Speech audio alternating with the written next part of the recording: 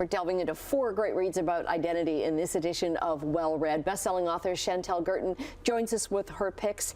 I'm glad your pick includes Orbital. It's one of my favorite reads so far this year. I always love when I picked a book that you've read too, because then it makes for a nice conversation. So this was the winner of the 2024 Booker Prize, and it takes place over 24 hours. 6 astronauts are orbiting space and orbiting Earth, and they really have the time and space to consider their own identities and their place in the world and the cosmos, and it's so beautifully written.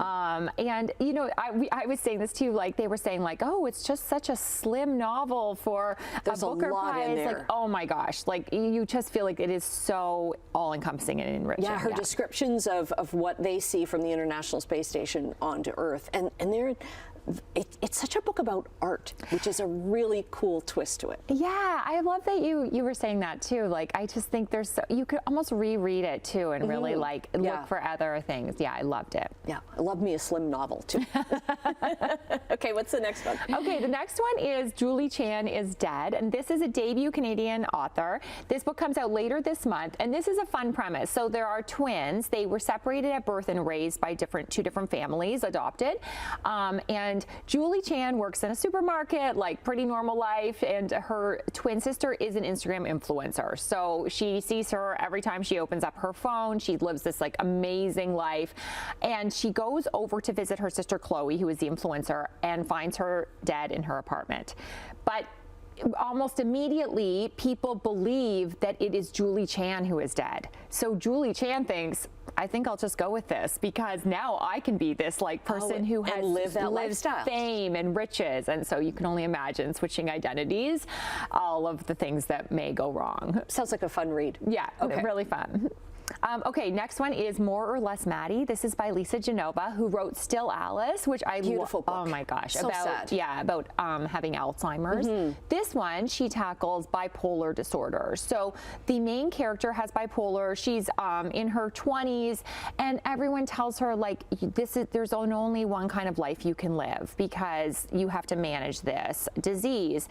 But she wants bigger things for herself. So it's a story of sort of combating the bipolar. You know, that is something you have to take into consideration in your life, but she wants to be a stand-up comedian. And so living that life, which is not an ordinary life, right? You're staying up very late at night. You're putting yourself in front of people and what they think of you and whether they give you your self-worth. And so it really explores all of that. And it's just like Still Alice, it's just like so well done. Excellent. And then the next book, we don't have it here because you read it on your Kobo for a reason. Yes. So anyways, I can't say why the reason. Actually, yes, maybe I'm going to talk about it next month though. But I read this book. It's a debut novel as well by a Canadian author, and it's a 5-letter word for love. And this is a story of a woman who she's trying to find who she is in her life.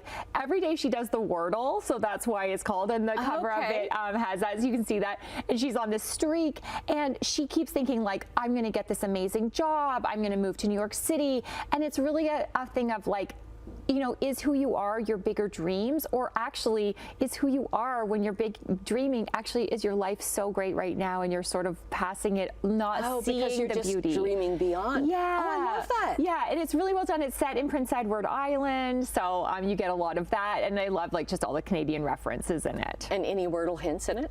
Oh my gosh, I love it. And as she's doing it, it's really funny because you get her words that she picks and you try to think about it. Really funny. Okay, great picks, and we'll get them all up on our website at chch.com/morninglive.